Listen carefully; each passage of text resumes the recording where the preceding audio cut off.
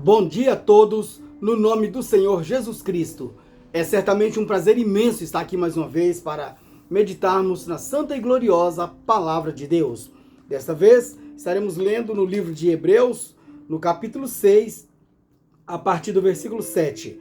Para ser mais preciso, versículo 7 até o versículo 12, onde diz assim: Porque a terra que embebe a chuva, que muitas vezes cai sobre ela, e produz erva proveitosa para aqueles por quem é lavrada, recebe a bênção de Deus. Mas a que produz espinhos e abrolhos é reprovada e perto está da maldição. O seu fim é ser queimada. Mas de vós, ó amados, esperamos coisas melhores e coisas que acompanham a salvação. Ainda que assim falamos, porque Deus não é injusto para se esquecer da vossa obra e do trabalho e da caridade que, para com o seu nome, mostrastes, enquanto servistes aos santos e ainda servis. Mas desejamos que cada um de vós mostre o mesmo cuidado até ao fim, para a completa certeza da esperança, para que vos não façais negligentes, mas sejais imitadores dos que pela fé e paciência herdam as promessas. Que Deus abençoe a leitura da sua gloriosa palavra. Só confirmando novamente, Hebreus capítulo 6, versos 7 ao 12. Bem, aqui fala de chuva caindo, a chuva que muitas vezes cai sobre a terra. Porque a chuva cai, com o tempo ela vem o sol, ela evapora-se e a terra fica seca novamente, e essa chuva formando nuvens cai novamente, e assim então a terra é embebida, é encharcada por essa chuva que muitas vezes cai. Agora, o profeta, tanto o profeta Paulo aqui, ele fala terra, você pensa no planeta Terra, você pensa nos elementos que formam a terra. Tudo bem, o pensamento está correto. Mas pode ver que logo a seguir ele fala, mas de vós, ó amados, esperamos coisas melhores. Então isso mostra que são pessoas. Agora, um ser humano é terra, viemos do pó da terra. Temos os 16 elementos, temos os elementos que formam a terra na mesma composição. Então é terra sim. Agora, o sentido espiritual, já estarei lendo alguns parágrafos da mensagem, só ressaltando que essa exposição da palavra de Deus aqui é para eleitos, é para quem crer que Deus enviou uma mensagem nesses últimos dias, e para isso Deus veio através de um ministério profético. Então, se você não crê, se você tem predestinação, é eleito de Deus, eleita de Deus para o arrebatamento, você certamente estará crendo e dizendo amém para a palavra de Deus. Se não, você pode até mesmo pular esse vídeo, pode fazer outra coisa. Mas se a sua atenção está voltada para o sobrenatural, para a palavra de Deus, então você permaneça aqui por mais alguns minutos e você então colherá com certeza a sua porção. Eu me recordo agora de uma mensagem que o profeta citou, parágrafo 173 da mensagem Dores de Parto. Ali o profeta diz sobre o ministério de pastores, né? Porque ele mesmo deu uns para pastores.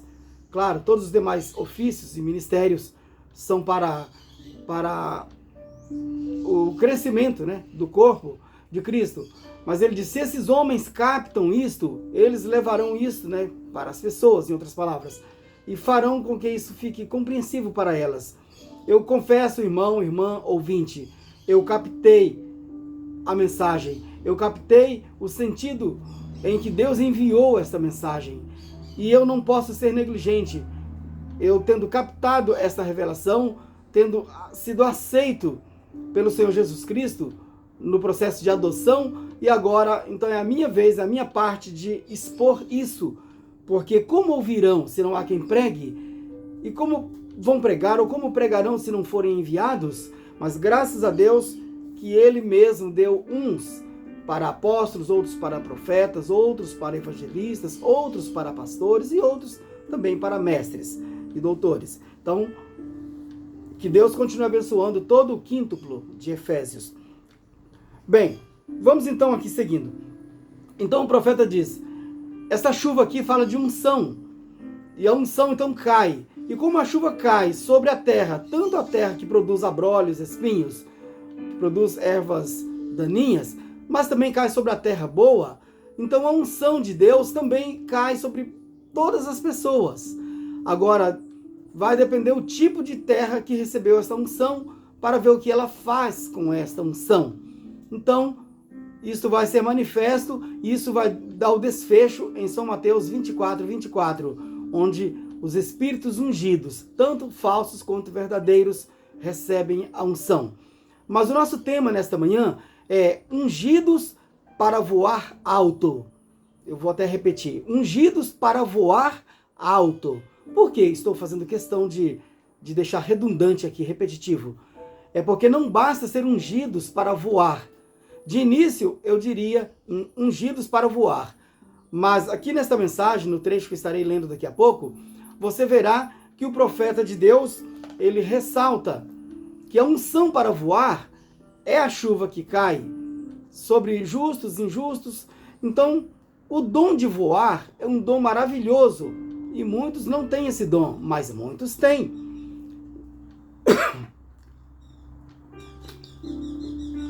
Então, em se falando de dom para voar, o profeta ressalta aqui que o eleito, a eleita de Deus, o filho, a filha de Deus, predestinados para serem arrebatados, eles estão ungidos para voar alto, como a águia.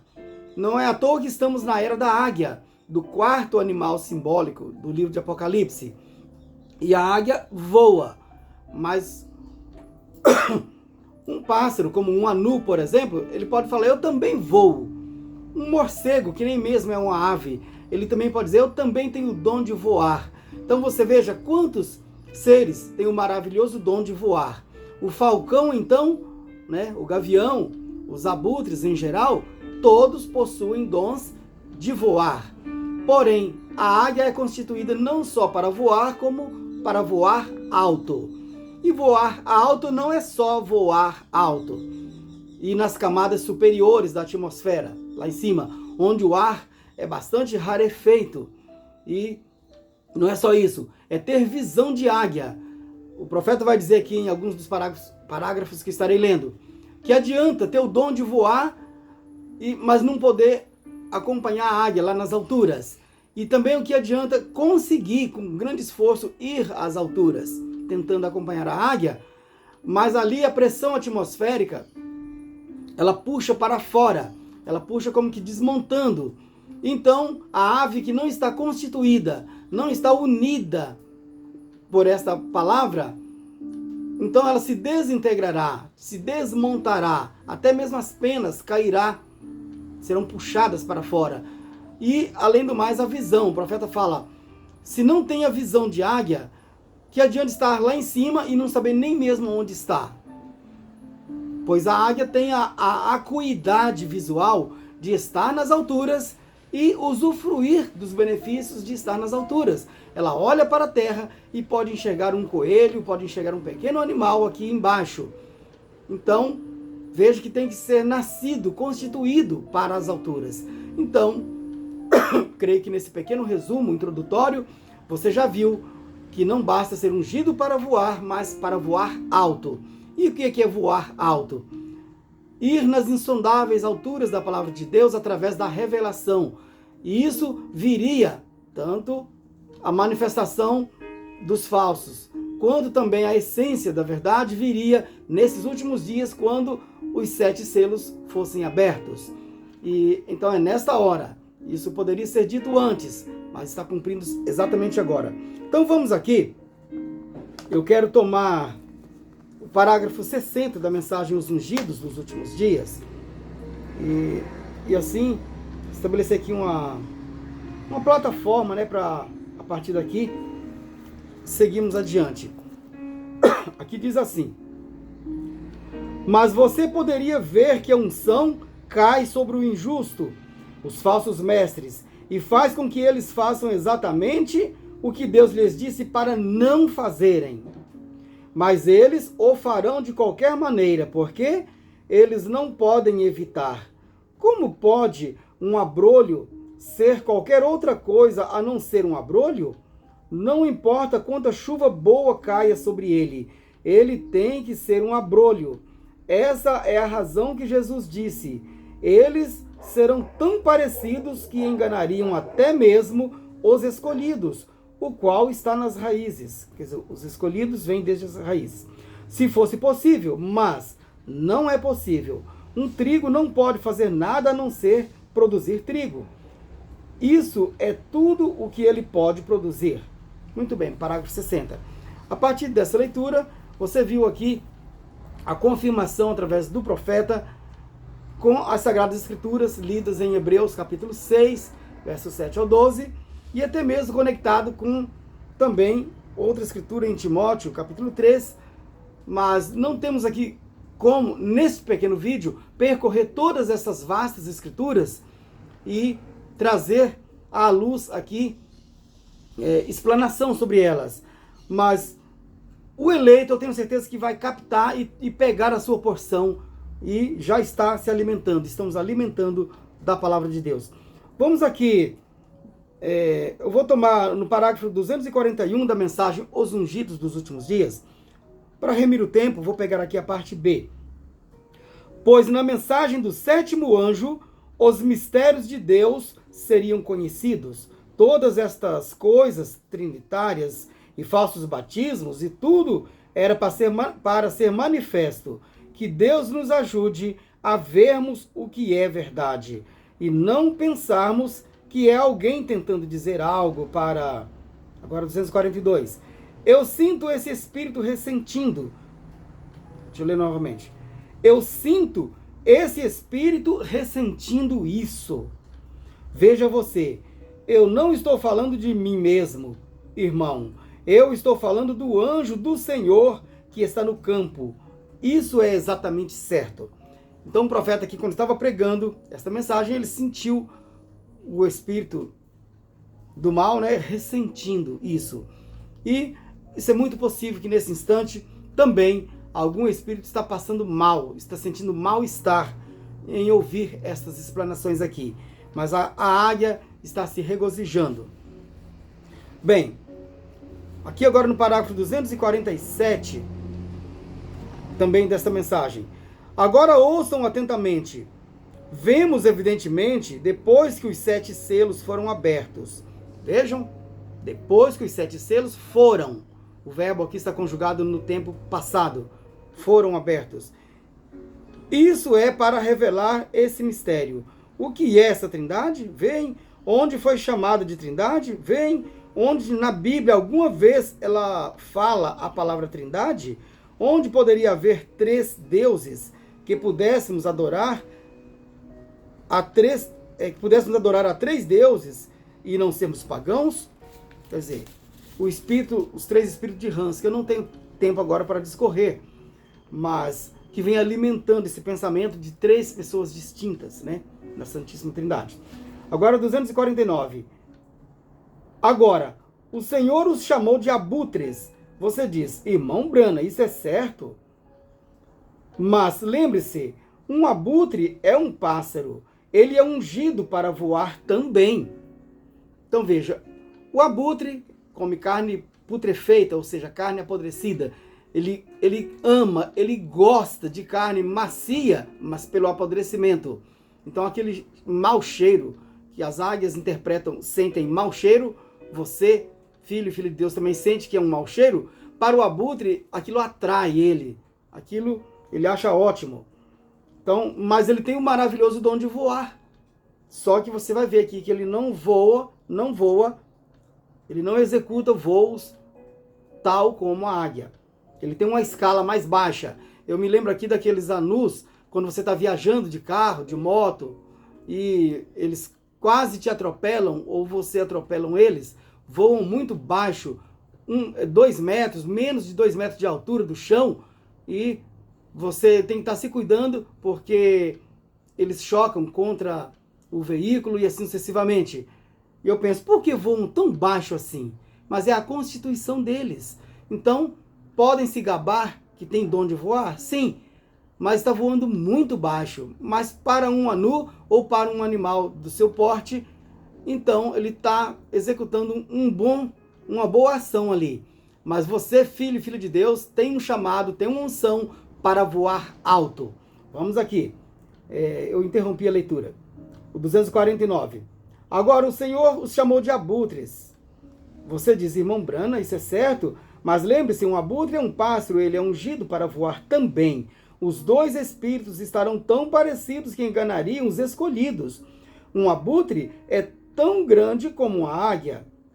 Ele poderia voar como aquela águia e é ungido para voar ou pregar. Veja a aplicação que não fui eu não me dou ao luxo de fazer aplicações aqui, mas o profeta faz a aplicação. Voar ou pregar ou profetizar, notem, igual a uma águia. Mas ele não pode seguir a águia em altura. Não. Se ele tentar seguir a águia, suas loucuras se tornarão manifestas. Sim, Senhor, ele não pode seguir a águia.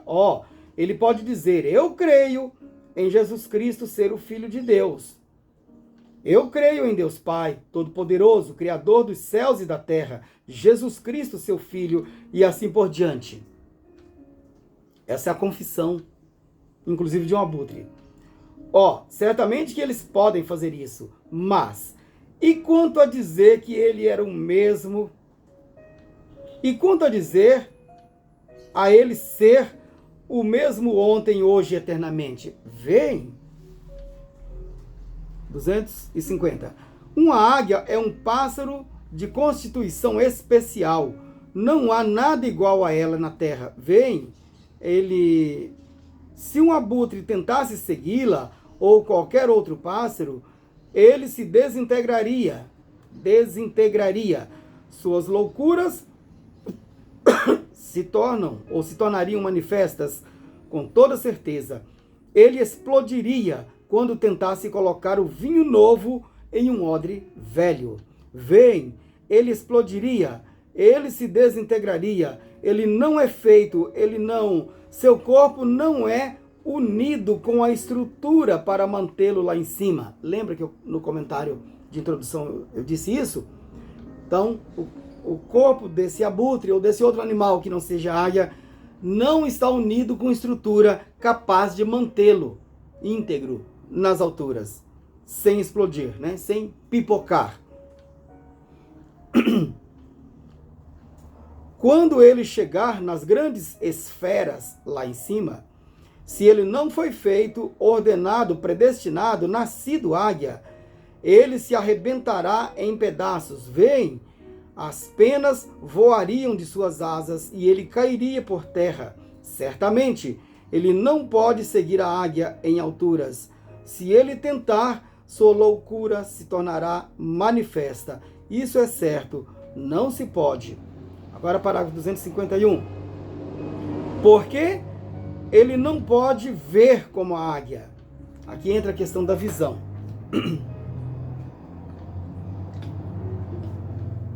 Vemos aqui o problema com a pressão atmosférica, desmontando, mas trazendo isso para a palavra, a pressão atmosférica da palavra de Deus, das esferas espirituais. Agora a questão da visão. Não é em vão que em Apocalipse, aconselha-se que na era de Laodiceia que comprasse colírio e ungisse os olhos para que veja, Então, a águia já tem essa visão, naturalmente. E agora vamos ver aqui o problema que o personificador vai enfrentar. Parágrafo 251, os ungidos dos últimos dias. Porque ele não pode ver como a águia. De que serve tentar chegar bem alto, se não se pode ver onde está, quando está lá em cima?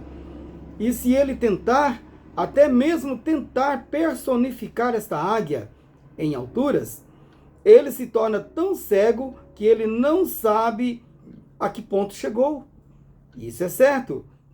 Ele está gritando e berrando e comportando-se de forma estranha, mas simplesmente fale a palavra para ele. Ora, aí sua loucura torna-se conhecida. Fale com ele sobre o batismo no nome do Senhor Jesus Cristo, ou no nome de Jesus Cristo, ou sobre ele ser o mesmo ontem, hoje, para sempre, tudo desse jeito, e lhe diga, ora, agora espere aí, vem, sim, aí estão suas penas caindo, vem, ele está todo pulando e profetizando e expulsando demônios, falando em línguas e gritando e comportando-se estranhamente, correndo para lá e para cá, mas não tente seguir lá para cima.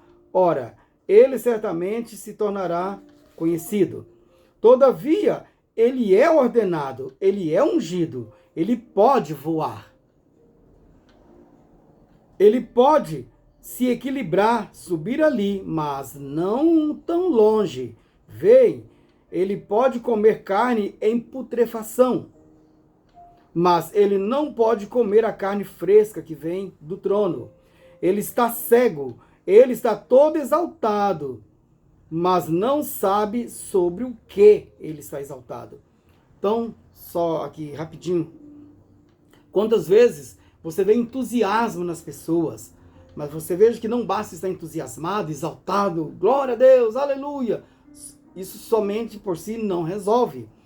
As pessoas exaltadas e você percebe que estão esvaziados da verdadeira unção. Por quê? Quando você leva a palavra, basta uma palavra da verdade, da unção verdadeira, da revelação para o momento, e já desmonta. Né? Você vê que eles ficam desnorteados e fala coisa com coisa. Tá, seguindo aqui. Ele está cego, está tão exaltado, mas não sabe sobre o que está exaltado. Vem, esse mesmo Espírito que caiu sobre ele como a chuva, para fazê-lo um trigo, ele não é trigo para começar. Ele explode. Eu não posso escolher alguma. Não, Senhor. Eu sei que o Dr. Jones disse, tudo bem, prossiga, vem, prossiga se quiser. Parágrafo 252. Não, notem, ele não é nascido ou construído ou predestinado para ser esse tipo de pássaro.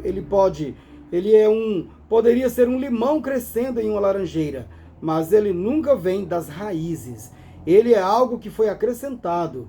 E quando chegam tão alto em suas denominações, que não podem ver a predestinada palavra de Deus vindicada, então sua insensatez torna-se conhecida. Esse negócio halo sobre a cabeça e tudo, isso é tolice, vem, torna-se conhecido.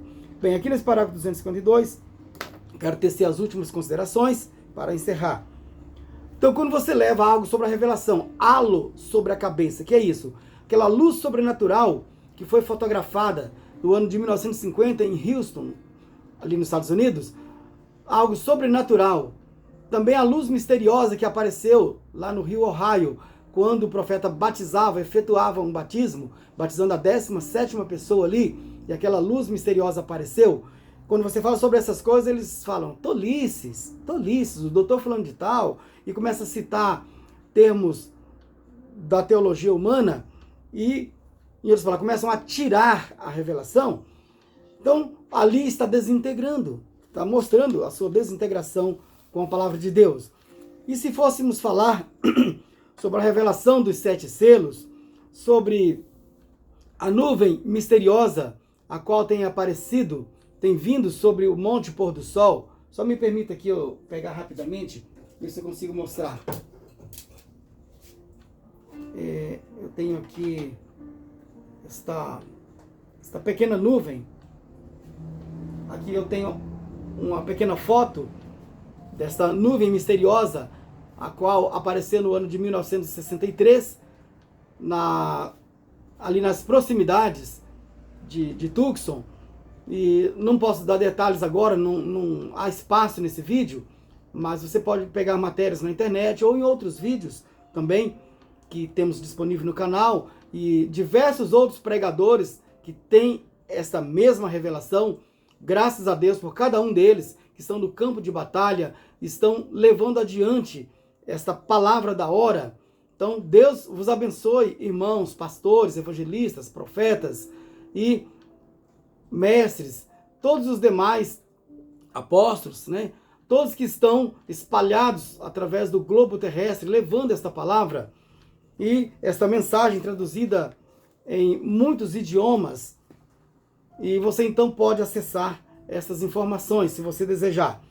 Bem, eu quero apenas aqui encerrar trazendo o parágrafo 262, onde diz assim: notem, no mesmo dia quando este mensageiro, não quando ele começar, mas quando ele começar a declarar sua mensagem, veem, a primeira puxada, cura.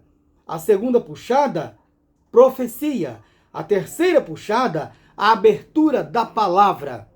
Que gostoso pronunciar isso aqui, né? A abertura da palavra, vírgula, os mistérios revelados. Não há ordem mais superior para revelar a palavra do que profetas. Mas a única maneira do profeta poder ser um vindicado é pela palavra. E lembrem-se, a terceira puxada foi, está no passado, verbo conjugado. A terceira puxada foi a abertura dos 7 selos. Então, os 7 selos foram abertos com a terceira puxada, para revelar a verdade oculta que tem estado selada na palavra. Vocês veem isto? A congregação diz amém, editor. Parágrafo 262, ungidos dos últimos dias. Como eu gostaria de poder prosseguir aqui, mas eu faço aqui a indicação, tome desde o parágrafo 239 desta mensagem, 239, e estude até 269, cerca de 30 parágrafos em sequência. Claro, você deve estudar toda a mensagem, mas se você ler esse trecho que eu estou te falando sob oração, Deus vai te mostrar aqui aquilo que você precisa ver, se é que você já não tem visto e recebido esta palavra. Deus te abençoe, no nome do Senhor Jesus Cristo, e até a nossa próxima mensagem, se Deus quiser.